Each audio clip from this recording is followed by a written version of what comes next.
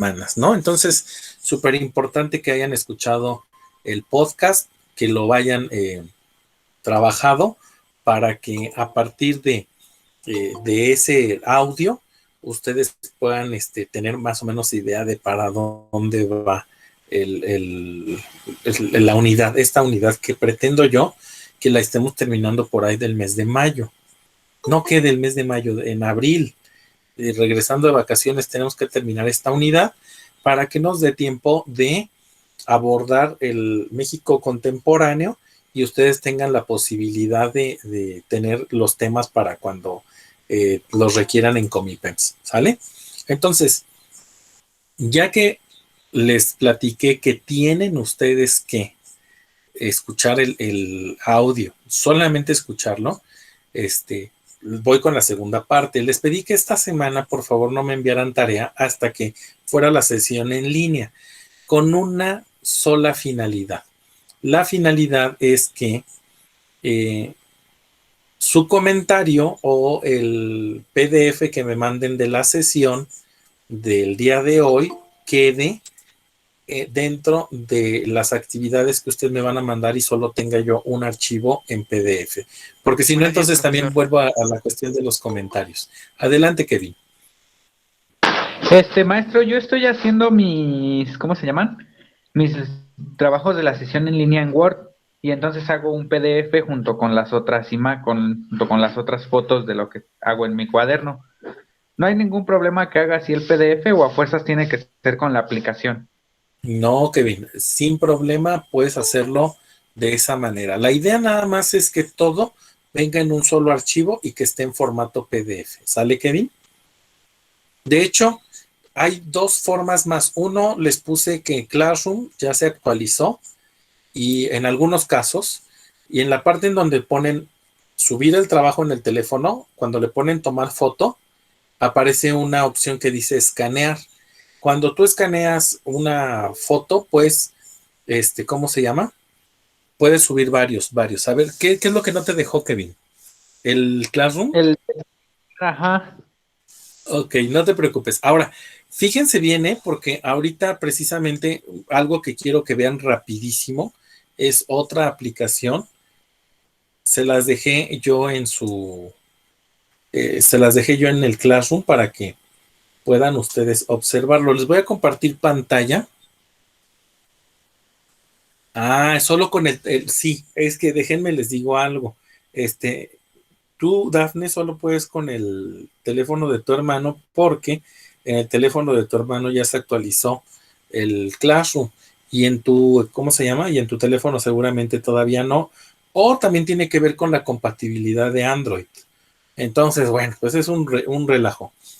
Pero yo les dejé en Classroom un mensajito, ya veo que sí, muchos de ustedes los están leyendo, que dice aquí, déjenme volteo para que se vea todo completo, ahí va. Les dejo una opción más para poder generar sus archivos PDF a través de la siguiente página. Con no tienen que instalar absolutamente nada, solamente van al link, cuando presionan el link, abre esta página, seleccionan JPG, las imágenes JPG, les pide permiso a la galería para entrar a la galería. Miren, ahí está mi perrito Hachi. Tampoco no está hermoso. Vamos a hacer un collage de, ¿cómo se llama? De PDFs de imágenes de Hachi. Ahí va. Selecciono las imágenes que quiero. ¿Ya vieron? Alejandro ya no va a saber de qué estamos hablando. Le pongo listo. Aparecen ahí en la galería y el botoncito que dice aquí Convert to PDF. Le pongo Convert to PDF. Ya les dije, Alejandro no sabe ni de qué estoy hablando. Y está subiendo 2 de 10 fotos, por eso es que está ahí en 18%. Y eso es por el tamaño de las imágenes, porque estas las tomé con mi teléfono, entonces tienen mayor calidad, pero cuando ustedes suben imágenes de cuadernos y eso, como tiene más color blanco, es mucho más rápido. Luego, maestro, yo intenté, porque la maestra María Eugenia también ya nos pidió los trabajos así en PDF. Entonces yo ayer lo intenté compartir desde Scanner, pero no me dejaba. En Cam Scanner, Kevin, tienes que elegir, después de que sacas las fotos, tienes que elegir el botón de hasta arriba que dice PDF para que lo puedas, para que pueda bajar, digamos, más ligero, más, que sea más, cortito, y ya después lo puedes compartir. Ah, ok. Gracias. La idea, la idea de todo esto, Kevin, es que ustedes puedan tener todas las opciones posibles para poder, convertir y para poder realizar sus trabajos en PDF. Acabas de tocar un punto muy importante.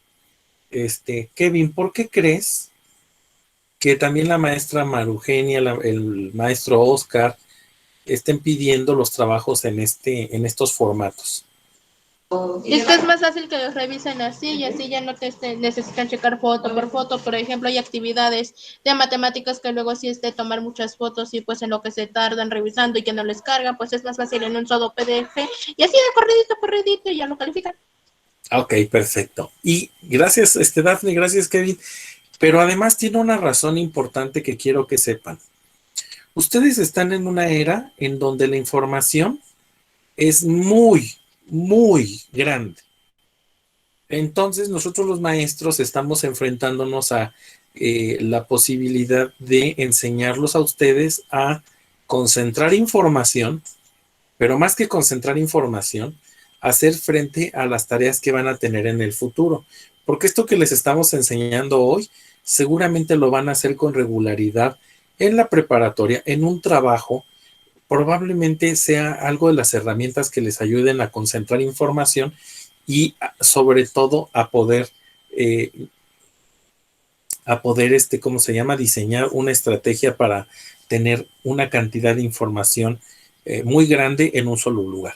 Ya termino, ya nada más le doy descargar PDF y en cuanto lo tenga descargado, se va a abrir en mi Adobe.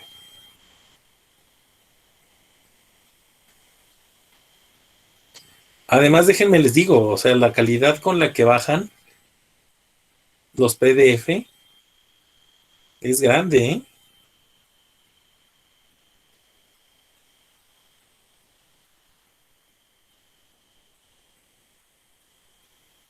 Maestro, yo tengo una duda. Sí, adelante. Por ejemplo, pues dijo que enviáramos de ahora en adelante los trabajos en PDF. Sí, Y, por ejemplo, yo tengo una aplicación donde puedo igual hacer esos trabajos y los puedo convertir a PDF. No sé si pueda seguirlos haciendo en esa aplicación. por supuesto, Daniela. Por supuesto que puedes seguir haciéndolos en la aplicación.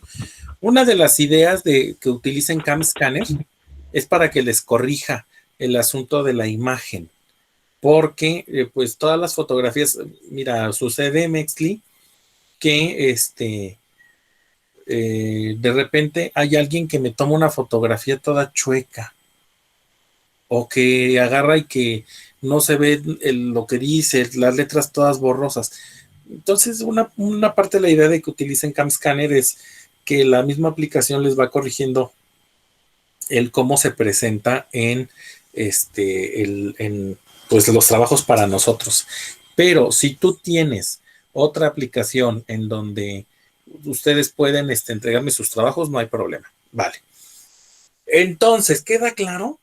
En un solo archivo me van a entregar todo lo de la semana. Porque también estaba viendo que de pronto regresar a los comentarios o ver otra forma se nos complica y vuelve a hacer lo mismo. Esta semana fue de verdad muy, muy, mucho más fácil para mí poderlos evaluar que las semanas anteriores. Entonces, después del día de hoy vamos a poder subir ya los comentarios de la misma tarea en línea, como se los dije. Y Kevin, no importa si lo estás haciendo en un Google Doc, no importa si lo estás haciendo con una aplicación diferente a Cam Scanner, lo que importa es que realmente trabajen ustedes con sus propios resúmenes, porque también hay muchos de ustedes que me están entregando resúmenes que están bajando de internet y ponen, por ejemplo, de los caudillos al surgimiento del PNR. Pues evidentemente te va a salir en el Google algo, pero el problema son dos cosas. Número uno, lo copias, lo pegas y me lo entregas. ¿Qué entendiste? Nada. Segundo, hay cosas que están fuera de contexto, porque no están siguiendo el curso de historia de México para tercer grado de secundaria, sino que tienen este corte político o vienen de un wiki como Wikipedia, tú sabes que lo pueden modificar cualquier persona. Ajá, ¿no sabías que Wikipedia lo podía modificar cualquier persona? Sí, Haz la prueba, ¿no? Y métete y vas a ver que sí puedes modificarlo. Evidentemente te rastrea y tu IP y todo ese rollo, pero es fácil poder modificar pues, la información. Bien. Sí, ya no confíen en Wikipedia porque pueden ser puras mentiras. Bien, hoy vamos a ver la política revolucionaria y nacionalista. El primer subtema que tenemos aquí es de los caudillos al surgimiento del PNR. Dafne, ahí hay una flechita, una palomita, ¿ya te diste cuenta del lado derecho? Sí, ya la vi.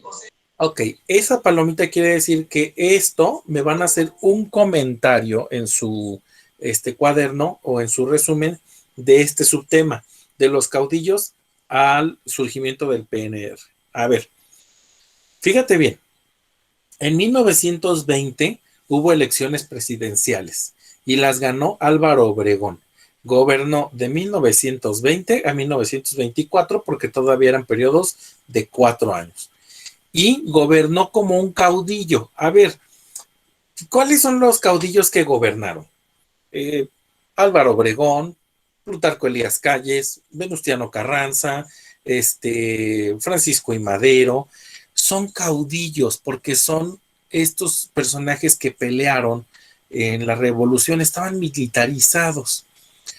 Él gobernaban más por sus proyectos y sus méritos personales que por realmente creer que la gente tenían que tener una forma de vida en donde pudieran beneficiarse. Después de Álvaro Obregón, llegó a la presidencia Plutarco Elías Calles del 24 al 28.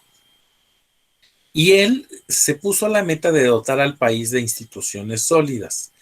Al dejar la presidencia, continuó dirigiendo al país detrás de los presidentes. Plutarco Elías Calles fue mucho más inteligente que todos los demás caudillos y lo que hizo fue fundar un partido, el Partido Nacional Revolucionario. Y a partir del Partido Nacional Revolucionario empezaban a tomar las decisiones de todo el país. Entonces, en vez de ir con el presidente de la República, en realidad a donde iban era al partido, y el partido era el que diseñaba la estrategia. Por eso es que dice que continuó dirigiendo al país detrás de los presidentes. Él es conocido como jefe máximo de la revolución y su periodo de gobierno no del 24 al 28, sino del 24 a durante todo el tiempo que él estuvo detrás del partido, se le llama el maximato. Y esta época es llamada el caudillismo. Caudillismo porque estábamos gobernados por caudillos. En 1928, Obregón busca reelegirse y modifica la Constitución y lo logra reelegirse, pero una semana después es asesinado. Fíjense qué mala suerte de Álvaro Obregón. En 1929, Calles creó un partido único, que es el Partido Nacional Revolucionario. Aquí termina la época de los caudillos y comienza la época de las instituciones, porque de ser quienes gobernaban los caudillos, ahora es el Partido Nacional Revolucionario el que va a poner las condiciones. En 1938, el Partido Nacional Revolucionario se transformó en Partido de la Revolución Mexicana, o PRM. Y este partido tuvo 4 sectores: el obrero, el campesino, el popular y el militar. Estos eran los 4 sectores del partido y fue creado por Lázaro Cárdenas. ¿Sale?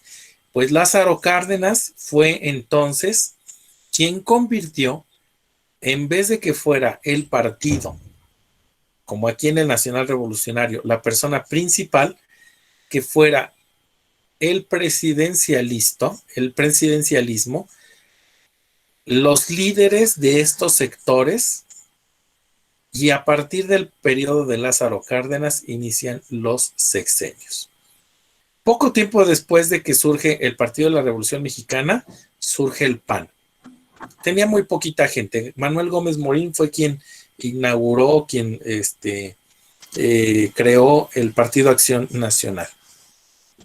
En 1946 el PRM se transformó en el gobierno de Manuel Ávila Camacho en el Partido Revolucionario Institucional.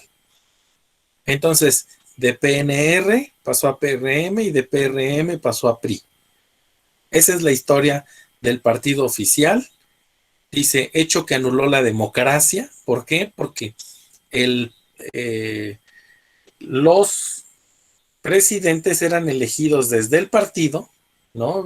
Se creó un estado autoritario en donde los poderes de la Unión, es decir, el legislativo y el judicial, estaban controlados por el ejecutivo, que es el presidente, y acarreó a sindicatos, a la militancia, al voto corporativo, al fraude electoral.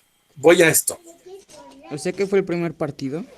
Sí, fue el primer partido que se creó en nuestro país como institución. Ojo, porque acuérdense que había habido un intento de fundación del Partido Liberal Mexicano con los hermanos Flores Magón en la Revolución, pero no siguió adelante. Digamos que es el primer partido institucionalizado, ¿sale? Ok, me voy a regresar entonces al primer subtema. Dice, los caudillos al surgimiento del PNR. Se llama así porque de que nos hayan gobernado caudillos de la revolución, llegó a la época de la institucionalización. Esto es lo único que tendrían que saber ustedes, muchachos. Evidentemente, no les van a preguntar si Álvaro Obregón ganó de 1924. Lo que tienen que saber es que tanto Obregón como Calles gobernaron como caudillos, y que, esto sí es importante, que Plutarco Elías Calles fue conocido como jefe máximo de la revolución y el maximato, que él gobernaba a pesar de que no estaba en el gobierno. Y la transformación, muchachos, del PNR a PRM y a PRI. ¿Sale? Ok. Guerra Cristera. También está con una palomita. Ok. Voy a pedirle a Dafne. Dafne, a ver, ayúdame a explicar este pequeño tema. Lo de la Guerra Cristera. Sí. Ahí lo digo de lo que noté tantito de lo del video. Sí, adelante. Bueno, pues en México el presidente, no, era más atrás. Aquí está. Para empezar, fue una revuelta que sucedió entre 1926 y 1929. Consistió en la insatisfacción de las necesidades de un grupo católico contra el Estado. Esto derivó debido a la Constitución de 1917, que tenía que ver con el artículo 130 sobre los funcionarios de la Iglesia, el cual establecía que la Iglesia tenía prohibido adquirir o poseer bienes. También no tenía autorización de hacer prácticas espirituales fuera de los templos, con la intención de que la Iglesia tuviera menos importancia. Lo que querían era de que ella de plano se olvidaran de la Iglesia para que se quedara el Estado gobernando, o que tuviera más importancia. Entonces, ¿estás de acuerdo que fue un conflicto bélico a gran escala entre el gobierno y la Iglesia, en donde el clero no cumplía con la Constitución porque seguía comprando, porque seguía metiéndose en política, porque el Estado limitaba la libertad de culto, los derechos civiles, eclesiásticos y la educación laica? Ellos seguían educando como con el favor de Dios, ¿no? Se genera esta ley que es muy importante, que es la ley Calles.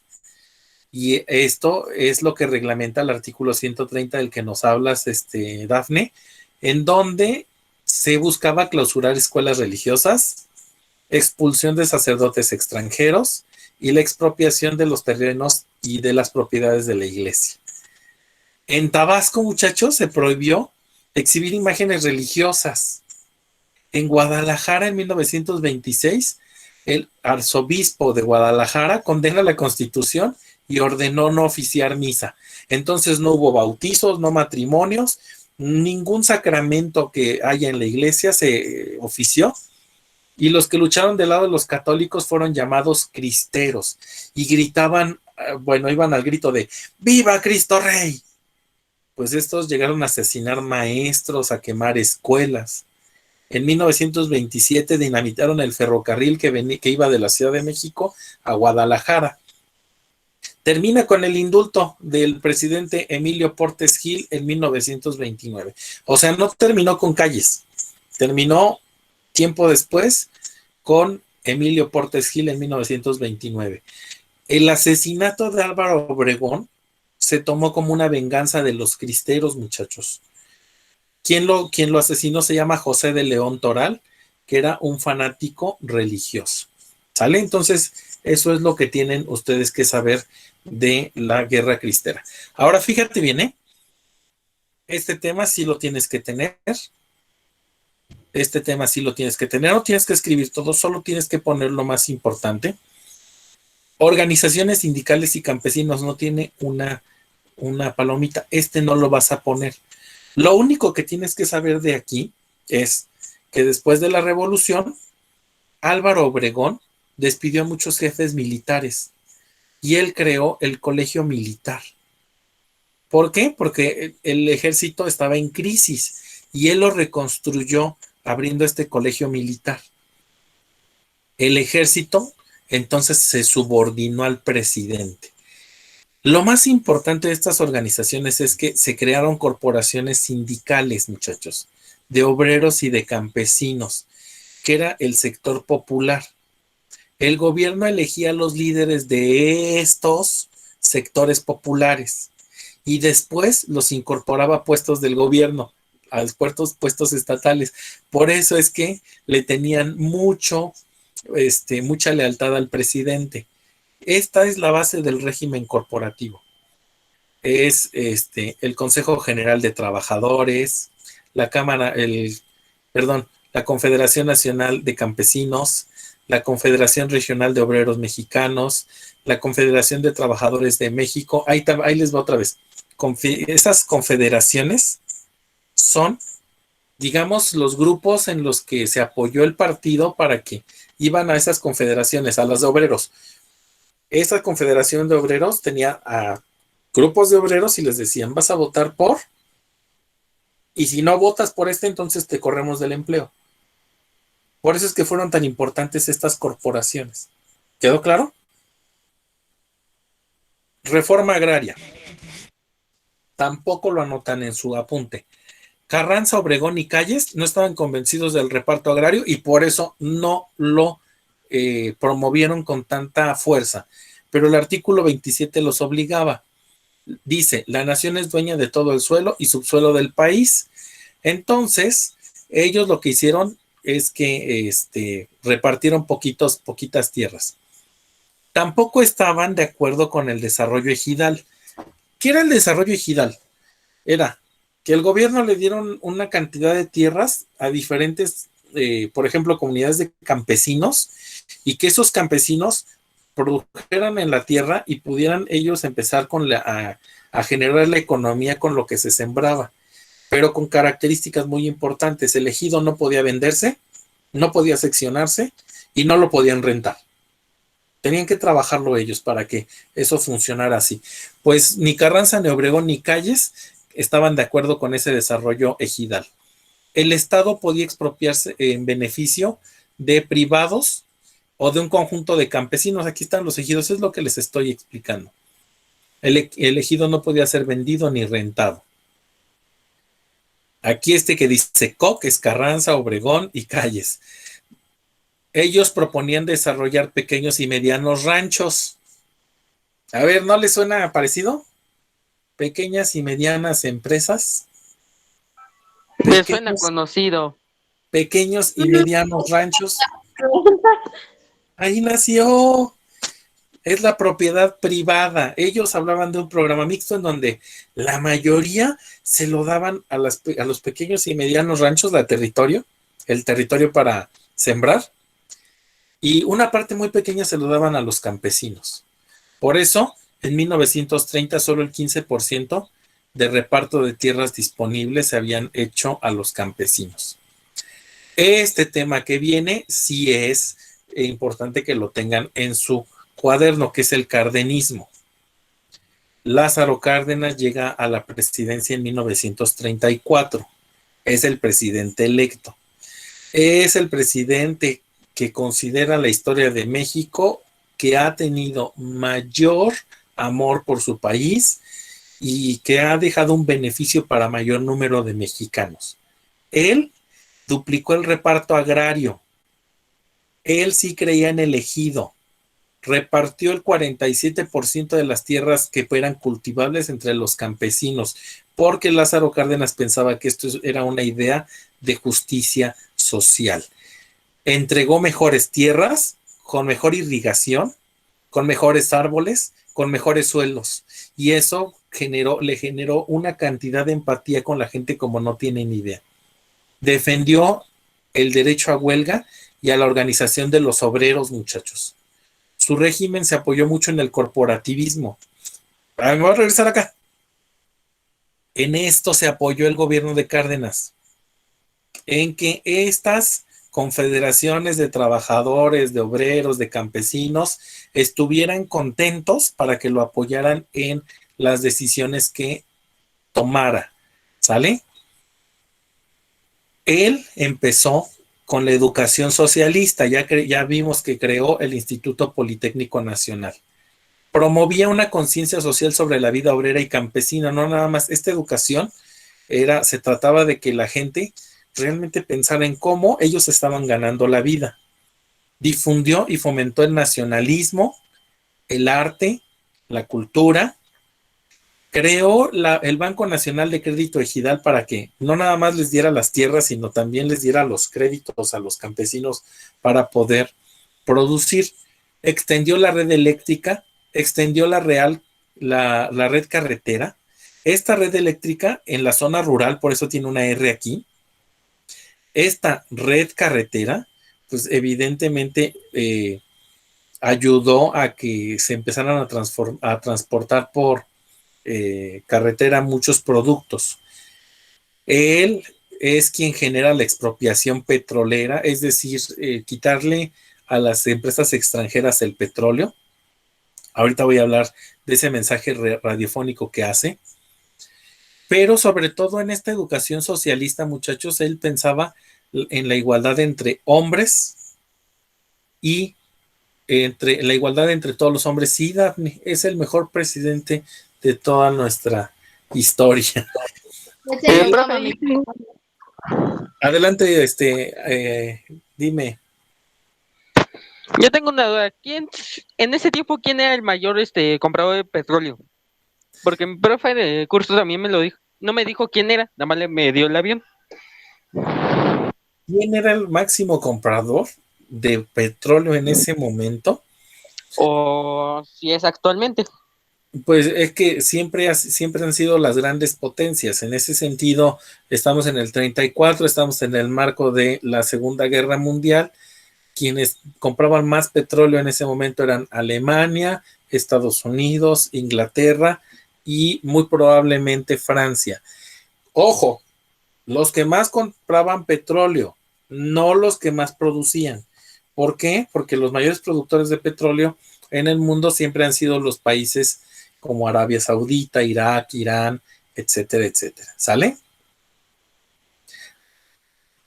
¿Quedó resuelta tu duda? Alejandro. Sí. Perfecto. Sí, es que esa era como que siempre he tenido como la duda de quién había sido en ese momento el mayor comprador de petróleo.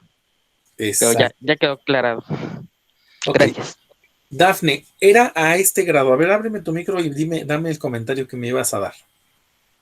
Así es que, como estaba diciendo que Lázaro Cárdenas que hizo muchos logros y que el mejor presidente de la historia, y dicen que algo así es Obama. el de Estados Unidos, por eso digo que es el Obama mexicano. Perfecto. Y déjame te digo algo para que te quede más clara la idea de Lázaro Cárdenas. Muchos indígenas, muchos campesinos lo llamaban Tata, el Tata Cárdenas. Es decir, de verdad, muchachos, era una figura como paterna, era una figura en quienes muchos confiaban. Entonces, no es para menos lo que les estoy platicando, ¿eh? Fíjense bien, en las escuelas permitió la organización colectiva y él fue quien introdujo, por ejemplo, oficios como carpintería, herrería, costura, agricultura a las escuelas, con la finalidad de que el país fuera un productor importante a nivel mundial. Bien, pues voy con la expropiación petrolera. Las compañías petroleras extranjeras se negaron a obedecer un fallo de la Suprema Corte de Justicia. Ese fallo hablaba de que tenían que tratar mejor a los mexicanos, que tenían que pagarles más, que no tenían que ser discriminados por los extranjeros. Y entonces estas compañías extranjeras les valió y no acataron el fallo de la Corte.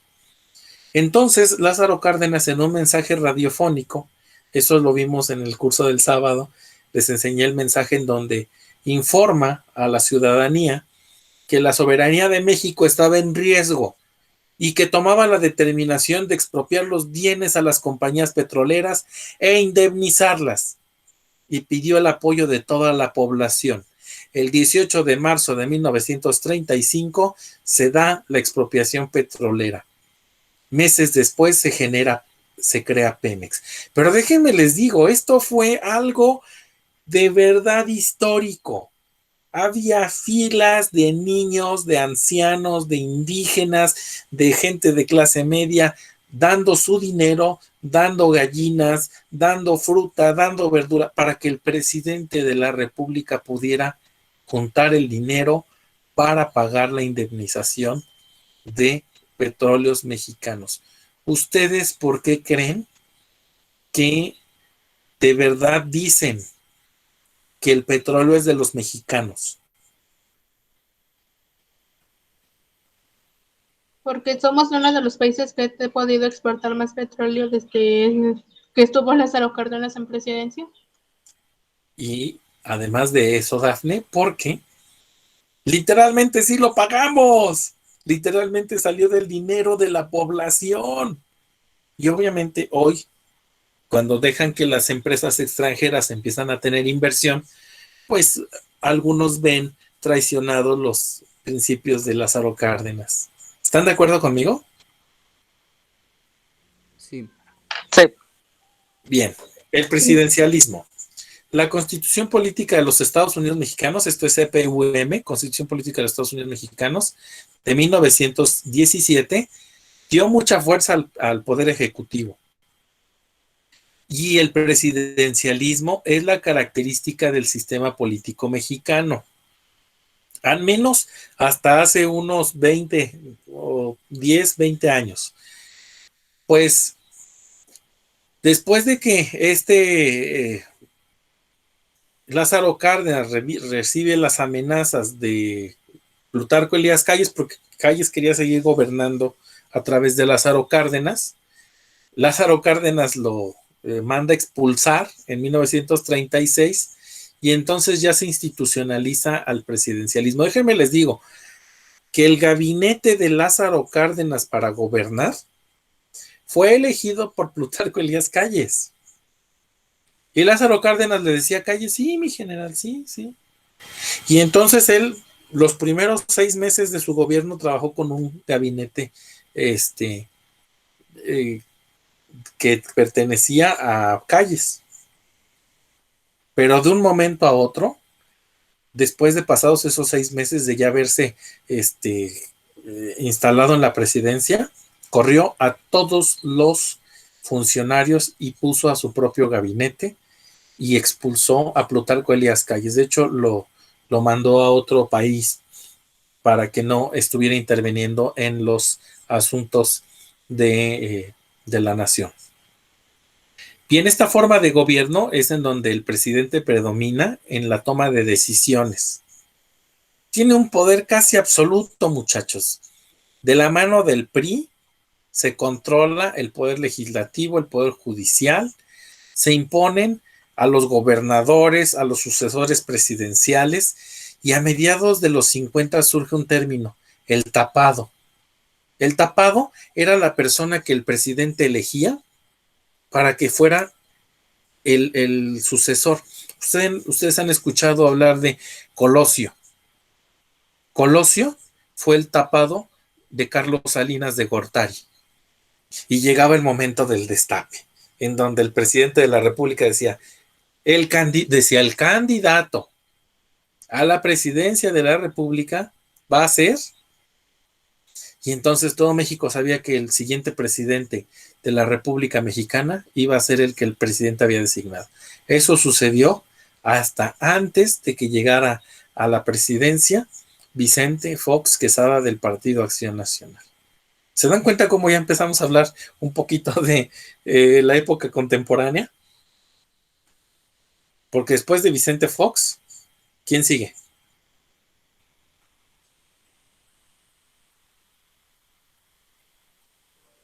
El que hizo el movimiento del 68, pero no me acuerdo cómo se llama. No, hijos, ya estamos más de este lado. Felipe Calderón. Felipe Calderón, que está antes de Peña Nieto, ¿no? Luego Enrique Peña Nieto. Después Andrés Manuel López Obrador. Estamos hablando de la recta final de los presidentes. Dos presidentes panistas. Vicente Fox y Felipe Calderón.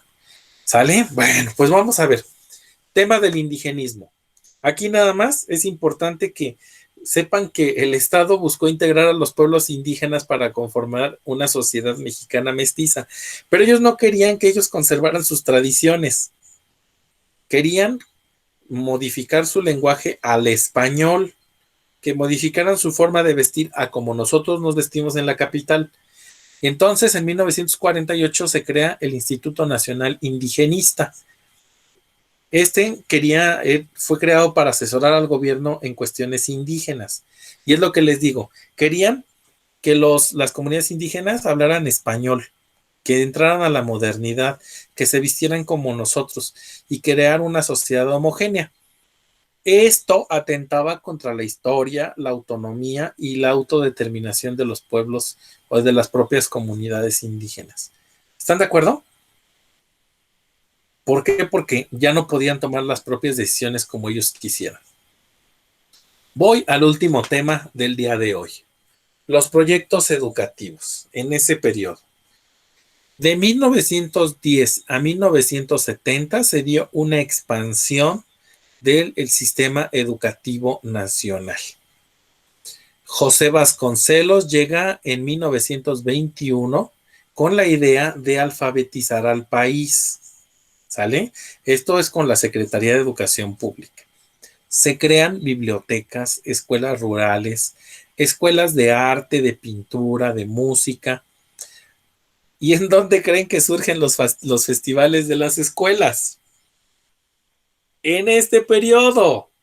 ¿Por qué? Porque para estos presidentes era importante que a través de los festivales en la escuela, las generaciones de ciudadanos mexicanos pudieran apreciar la música, el folclore, el arte, la cultura y a lo mejor un poquito de la historia nacional.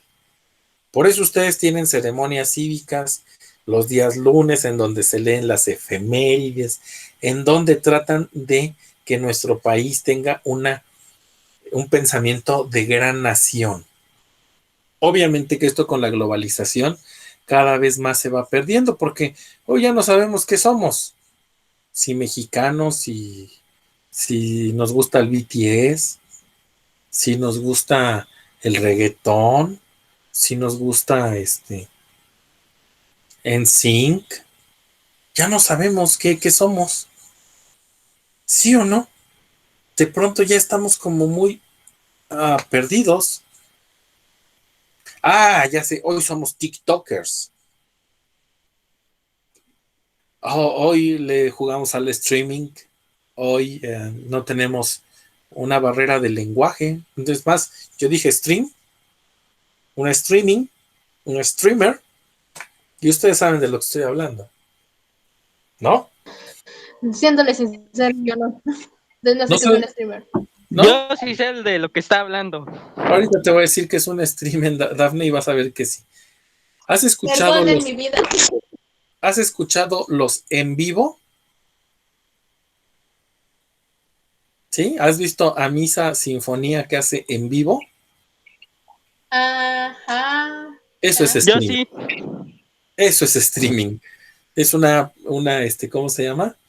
Es una presentación en vivo que hacen en tiempo real las personas como él. Bien, pues en esa época también se generan las escuelas para adultos, ¿no? Kevin hace streams, fíjate, sí, seguro. Ya no es facebookeros, ya no es tuiteros, ¿no? Eso ya es del pasado, la generación pasada. Ya ni siquiera son millennials, ¿no? Ahora son generación de cristal, ¿no? Fíjense, ¿no? ¿Quién ve a Kevin? A ver, déjenme ver quién ve a Kevin en el stream que hace. Kevin, nada más dime una cosa. ¿Cuánto duran tus streamings o tu stream? Depende de mis ganas. Generalmente el más largo. El más largo fue un sábado. Creo ¿Cuánto? fueron 5 horas. No te pases. Y de seguro. No manches. Y yo pensé que más, maestro. Edith, sí sube TikTok. Sí, pues sí, exacto. Yo pensé que lo que más se tardaba era editando mi sobrino, no manches. Apenas los bien vivos de Instagram pueden durar de 1 hora a media a hora y media. Exacto, muy bien. Y Arlette hace, por ejemplo, los edits, que también hoy es una palabra nueva, ¿no? Edits. Un edit. Edits en TikTok. Pues estamos hablando de una nueva era digital en donde ya no sabemos precisamente si ha acabado eso del nacionalismo. No es malo, solamente hay que empezar a alinear nuestras ideas para saber que estamos entrando a una sociedad global, una sociedad que ya no tiene fronteras porque a pesar de que vivimos en México, a pesar de que tenemos condiciones de pobreza, a pesar de que tenemos condiciones de marginación, hoy con internet, con un teléfono, ya se dieron cuenta, con un teléfono pueden llegar a todos los rincones del mundo. Es más, hoy están en mi casa, aunque no lo crean, ¿no? Imagínate, ¿no? Entonces, sí es muy, muy difícil. En 1933, con Cárdenas, se da la educación socialista que pretende enaltecer el nacionalismo, enaltecer a las culturas populares. Se crea el Instituto Politécnico Nacional en 1938 con la idea de mejorar el sector industrial. En 1900, perdón, eso es en el 36. En 1938, esta fecha corresponde a la Casa de España en México, que ustedes lo conocen como el Colegio de México. En el 40 se transforma en el Colegio de México. En el 45, Manuel Ávila Camacho elimina la referencia socialista porque a los Estados Unidos no les caía muy bien esa idea. Pues nuestros vecinos siempre nos han pagado muchas cosas. Imagínate, hasta las vacunas de COVID nos van a pagar. Si no, que nos prestan, nos los ponemos locos, pues no. Si no, pregúntenle a Andrés Manuel, ya le pidió vacunas a nuestro vecino. En 1959 surgen los libros de texto gratuitos, que hoy, si ustedes entran a la página de la Conalitec, son consultables prácticamente por todo el mundo. Yo se los dejo hoy como en una publicación del Classroom. No sé si, a ustedes no les pude poner el libro electrónico por problemas de acceso, pero en realidad se pueden consultar en línea. Entonces imagínense, ¿no? Y ya para terminar, las instituciones de seguridad social que se crean para poder delimitar o poder dividir el costo de la seguridad social de salud, de médicos, de prestaciones para viviendas, de guarderías, de tiendas con productos a precios bajos, de pensiones, de pago de incapacidades y seguro en general, ese costo se divide entre los patrones y el Estado. Y las instituciones que se generan son, en 1943, el IMSS. En el 52 se crea el Hospital de la Raza. En el 59 el ISSSTE, Instituto de Seguridad Social y para los trabajadores del Estado, me falta una S. Se crearon teatros deportivos, centros vacacionales, multifamiliares, toda una entramado de instituciones y de prestaciones con las instituciones de seguridad social. Bien, muchachos, preguntas. No, maestro. Entonces, la ¿Todo actividad claro? para entregarle solo le tenemos que poner un comentario o como tal lo que viene escrito de lo que nos señaló. Un comentario de cada uno de los temas que están palomeados. Y si ya hice todo en mi cuaderno. Ya, échamelo así como está, Alejandro. La idea es que a veces, mira, lo que estoy tratando de hacer es que sigan mis instrucciones o mis indicaciones. Por eso es que de pronto, por ejemplo, ya les puse hoy el resumen con más tiempo de anticipación. Los que quieran irlo trabajando no tengo problema. Mi idea principal, Alejandro, es que ustedes puedan obtener esta información y que puedan avanzar lo más rápido posible. ¿Cuál es la intención de todo esto? Yo, como maestro de historia, les he dado todos los temas que van a venir en Comipems. Mi idea y mi intención es, además de enseñarlos, porque con la era de la digital, de la educación digital, pues ya guardar datos no es importante. Lo importante es que ustedes entiendan el tema. Ahorita creo yo, por lo que he escuchado, que van entendiendo cómo se transformó México. Desde la Nueva España que vimos, que estábamos platicando de la época de la conquista, cómo era Mesoamérica, hasta ahorita que ya vamos en una transformación en donde se generaron partidos políticos, en donde, por ejemplo, Porfirio Díaz podía reelegirse las veces que se le diera la gana. Ese es el proceso que quiero que ustedes entiendan, porque el triunfo en la vida no se los va a dar el que se aprendan todo eso de memoria. El triunfo en la vida se los va a dar el que puedan manejar la información que les estoy dando y que más adelante, ahorita por ejemplo es que enfrenten un examen, pero más adelante es que puedan integrarse a un trabajo que realmente les deje dinero.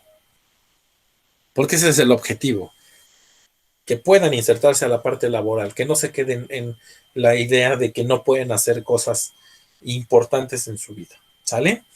Por favor, me van colocando en el chat su nombre, empezando por apellidos. Maestro, entonces de la sesión en línea solo tenemos que mandar un resumen. Es un comentario de cada uno de los subtemas, por favor, Kevin. ¿Cuál es el subtema? Ahí te va. De los caudillos al surgimiento del PNR. De la guerra cristera. De el cardenismo. Del presidencialismo, el indigenismo y los proyectos educativos. Ok, maestro, es que yo ya estaba haciendo resumen. No te preocupes, no te preocupes. Sí, y lo que también quiero es quitarles como carga de trabajo de pronto. Habrá veces que sí les diga todo el resumen, ¿vale? Ok, maestro. Perfecto. Si no tienen ninguna otra duda, muchachos, les deseo un bonito periodo vacacional. Nos vemos de regreso. Ya no nos vemos el día de... nos vemos algunos de nosotros el día de mañana en Quantrix. Va a estar interesante. Mañana vamos a hacer algunas cositas. Vamos a empezar con unos programitas y, bueno, cosas interesantes. Y pues todos los demás nos vemos regresando de vacaciones. ¿Sale? Gracias, profesor. Hasta luego. Hasta luego, maestro. Hasta luego. Nos vemos Hasta mañana. luego, profesor. Hasta luego. Bye. Hasta luego, profesor. Bye. Profe, Mándeme. es que yo hice todo el resumen, no pasa nada. No, pásamelo. Está excelente. No te Ya preocupes. ve que hace 8 días hice bien poquito y pues